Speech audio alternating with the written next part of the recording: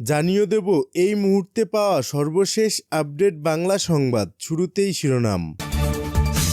14 জন কারা শেখ হাসিনাকে প্রধানমন্ত্রী করে ফেরাতে চাইছে বাংলাদেশে, থাকছে বিস্তারিত প্রতিবেদন। শেখ পরিবারকে বাদ দিয়ে আওয়ামী লীগকে রাজনীতি করতে হবে, মাহমুদুর রহমান। চাকরি না পেয়ে লেগুনা চালাতে চাওয়া ছেলেটা আজ দেশ চালাচ্ছে। হাসিনাকে রাখতে চাইছে না ভারত, কোন দেশে মিলবে আশ্রয়? শুনছিলেন সংবাদ শিরোনাম, এবার বিস্তারিত। 14 জন কারা হাসিনাকে প্রধানমন্ত্রী করে ফেরাতে চাইছে বাংলাদেশে। বাংলাদেশ সেনাবাহিনীর অভ্যন্তরে অস্থিরতা সৃষ্টি হতে শুরু করেছে, আর অন্তর্বর্তী সরকারের কার্যক্রমে বাধা দেওয়ার অভিযোগ উঠেছে। এই পরিস্থিতিতে প্রশ্ন উঠেছে, কারা এই দেশবিরোধী ষড়যন্ত্রের নকশা আঁকছে, যারা শহীদদের রক্তের উপর দাঁড়িয়ে গণ অভ্যুত্থানকে ব্যর্থ প্রমাণ করতে চাইছে। যদিও প্রশ্নটা বাতাসে ভেসে বেড়াচ্ছে, তার উত্তর এখনও স্পষ্ট হয়নি। গত 5 আগস্ট আন্দোলনের মুখে শেখ হাসিনা পদত্যাগ করে ভারতে পালিয়ে যান।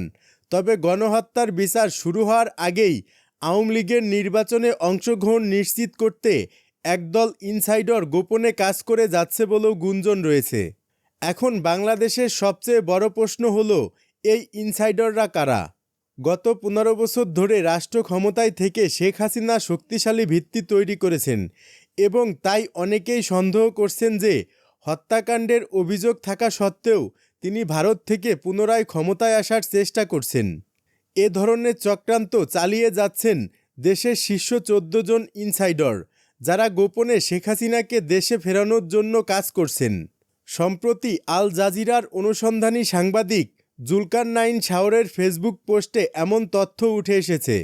ফেসবুক পোস্টে শাওর লিখেছেন, অন্তর্বর্তী সরকারের কেন্দ্রে কিছু উপদেষ্টা, যারা অতি দুর্ভি উদ্দেশ্য নিয়ে সরকারে প্রবেশ করেছেন। তারা কখনো চাইছেন না যে সাধারণ নির্বাচনের মাধ্যমে দেশে একটি রাজনৈতিক সরকার ক্ষমতায় আসুক। তারা দেশে অস্থিরতা সৃষ্টির চেষ্টা করছে, বিশেষ করে বাংলাদেশ সেনাবাহিনীর ভিতরে। এদিকে বাংলাদেশের গুরুত্বপূর্ণ পদে থাকা ইনসাইডাররা, যারা পোস্টারের মতো কাজ করছেন, তাদের বিষয়ে আভাস দিয়েছেন শাওর। তার পোস্টে বলা হয়েছে, সেনাবাহিনীর শীর্ষ কর্মকর্তা এবং অন্য গুরুত্বপূর্ণ পদে থাকা 9 জন এবং 5 জন আউটসাইডার অ্যাক্টর গোপনে এই ষড়যন্ত্রে জড়িত। তারা আসন্ন নির্বাচনের জন্য বড় ধরনের ষড়যন্ত্র করছেন। ভারতের শীর্ষস্থানীয় গণমাধ্যম টাইমস অফ ইন্ডিয়া একটি প্রতিবেদনে দাবি করেছেন যে শেখ হাসিনা পুনরায় প্রধানমন্ত্রী হয়ে দেশে ফিরবেন। প্রতিবেদনে আওয়ামী লীগের এক শীর্ষ নেতার দেয়া সাক্ষাৎকারে বলা হয়, খুব শীঘ্রই শেখ হাসিনা বাংলাদেশের নেতৃত্বে আবার ফিরে আসবেন। এছাড়া হাসনাত আবদুল্লাহ শেখ হাসিনার ফিরে আসার বিষয়ে আশঙ্কাজনক মন্তব্য করেছেন, যা থেকে জানা যায় যে শেখ হাসিনাকে ফিরিয়ে আনার গোপন তৎপরতা চলছে এবং তার ব্যাপারে উচ্চ পর্যায়ের মহলও অবগত রয়েছে। তবে দেশের শীর্ষস্থানীয় রাজনীতিবিদরা এ বিষয়ে কোনো প্রতিকার খুঁজছেন কিনা তা এখনও পরিষ্কার নয়।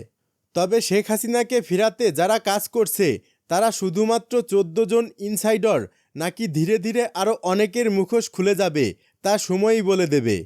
শেখ পরিবারকে বাদ দিয়ে আওয়ামী লীগকে রাজনীতি করতে হবে, মাহমুদুর রহমান। দলের মধ্যে সংস্কার সম্পন্ন করে আওয়ামী লীগকে রাজনীতি করতে হবে। এক্ষেত্রে শেখ হাসিনা সহ শেখ পরিবারের সবাইকে দলটি থেকে বহিষ্কার করতে হবে। এরপর আওয়ামী লীগের পুনর্বাসিত হতে পারে বলে মন্তব্য করেছেন দৈনিক আমার দেশ পত্রিকার সম্পাদক মাহমুদুর রহমান। মঙ্গলবার সন্ধ্যায় ঢাকা বিশ্ববিদ্যালয়ে আধুনিক ভাষা ইনস্টিটিউটে এক সেমিনারে একথা বলেন তিনি বলেন, একটি অবাধ, সুষ্ঠু ও নিরপেক্ষ নির্বাচন করতে হলে আওয়ামী লীগকে সুযোগ দিতে হবে বলে একটি আলোচনা শোনা যাচ্ছে। সংস্কারের আগে দলটিকে পুনর্বাসিত করার সুযোগ নেই। বিপ্লবোত্তর বাংলাদেশে এই প্রশ্ন উঠতে পারে না। তিনি আরও বলেন, নতুন দলের মধ্যে সাংঘর্ষিক বিবৃতি দেখতে পাচ্ছি। দলীয় বয়ানে দলটিকে গুরুত্ব দিতে হবে। পলিটিক্যাল বক্তব্যে কোনো সুবিধা নেওয়ার চেষ্টা করা যাবে না। দলের বক্তব্যে সবাইকে সন্তুষ্ট করার প্রচেষ্টা দেখতে পাচ্ছি। মনে রাখতে হবে, রাজনৈতিক বয়ানে সবাইকে সন্তুষ্ট করা যায় না। আওয়ামী লীগকে নির্বাচনে নিতে আন্তর্জাতিক চাপ আসবে জানিয়ে তিনি বলেন, সেই চাপকে মোকাবেলা করতে হবে। ষড়যন্ত্রকে মোকাবেলা করতে হলে জিরো পলিটিক্যাল চ্যালেঞ্জ মোকাবেলা করতে হবে। এ সময় মার্কিন জাতীয় গোয়েন্দা বিভাগের প্রধান তুলসী গাবার্ড ভারতে বসে অপপ্রচার চালাচ্ছে বলেও মন্তব্য করেন তিনি। চাকরি না পেয়ে লেগুনা চালাতে চাওয়া ছেলেটা আজ দেশ চালাচ্ছে। গত 5 মে আসিফ মাহমুদ তার ফেসবুক টাইমলাইনে একটি পোস্ট করেছিলেন। সেখানে তিনি লেখেন, গ্র্যাজুয়েশন শেষ, আর কতদিন বেকার থাকব, লেগুনা চালানো শুরু করে দেব ভাবছি। পোস্টের সঙ্গে ছিল একটি ছবি, যেখানে দেখা যায় তিনি লেগুনার সারির সামনে দাঁড়িয়ে আছেন। তবে মাত্র 3 মাসের ব্যবধানে সেই আসিফ মাহমুদ আজ দেশের শাসনভার গ্রহণ করেছেন। তার এই দ্রুত উত্তরণ সত্যিই ভাগ্যের এক অপূর্ব নিদর্শন।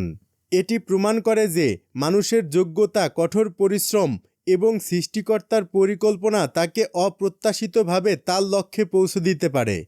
এই ঘটনা আমাদের শেখায় যে কোনো কোটা বা তদবির নয়, বরং ব্যক্তির নিজস্ব দক্ষতা এবং সৃষ্টিকর্তার দিক নির্দেশনা জীবনের সাফল্যের মূল চাবিকাঠি।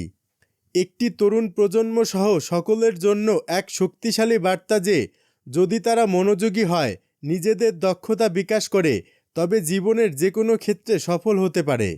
হাসিনাকে রাখতে চাইছে না ভারত, কোন দেশে মিলবে আশ্রয়? ভারতে আশ্রয় নিয়ে শেখ হাসিনা এখন মোদি সরকারের জন্য এক বড় দুশ্চিন্তা হয়ে দাঁড়িয়েছে। ভারতের অভ্যন্তরে তার উপস্থিতি নিয়ে ব্যাপক বিরোধী জনমত সৃষ্টি হয়েছে। ভারত হাসিনাকে আশ্রয় দিতে চায় না, কারণ তা তাদের বাংলাদেশের অন্তর্বর্তী সরকারের সাথে সম্পর্ককে খারাপ করতে পারে। তবে ডক্টর মোহাম্মদ ইউনূসের চীন সফর এবং তিস্তা প্রকল্পের প্রভাবের কারণে ভারতের জন্য পরিস্থিতি আরও জটিল হয়ে উঠেছে। টাইমস অফ ইন্ডিয়ার প্রতিবেদনে জানা গেছে, শেখ হাসিনার ভিসার মেয়াদ বাড়ানো হয়েছে, তবে তাকে স্থায়ী আশ্রয় দেওয়া হবে না। ভারতের বিভিন্ন মহলে চলা আলোচনা এবং গোপন বৈঠকগুলোতে প্রধানমন্ত্রী মোদির প্রশাসন চিন্তাভাবনায় গভীরভাবে ডুবেছে।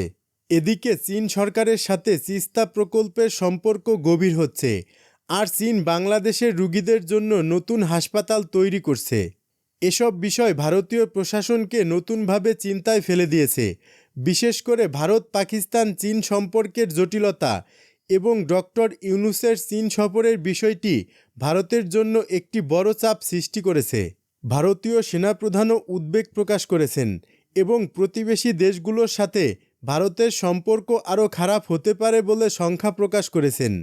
তবে ভারতীয় সরকারের গোপন ষড়যন্ত্র ও পরিকল্পনাগুলো বাংলাদেশকে নিয়ে এখনও চালিয়ে যাচ্ছে। ভারতে আশ্রয় নেওয়ার পর শেখ হাসিনার বাংলাদেশের রাজনৈতিক চ্যাপ্টার এখন অতীত। তবে দিল্লিতে গোপনে ষড়যন্ত্র চলছে এবং একের পর এক চক্রান্ত বাংলাদেশকে আক্রমণ করার পরিকল্পনা হচ্ছে। মোদি প্রশাসনের হতাশা কমছে না এবং তাদের এক অঘোষিত সাম্রাজ্যও বন্ধ হয়ে গেছে, যেখানে তারা এককভাবে চলতে পারত। এখন প্রশ্ন হলো, শেখ হাসিনা কোথায় আশ্রয় পাবেন এবং ভারতের চাপের মধ্যে বাংলাদেশের ভবিষ্যৎ কেমন হবে?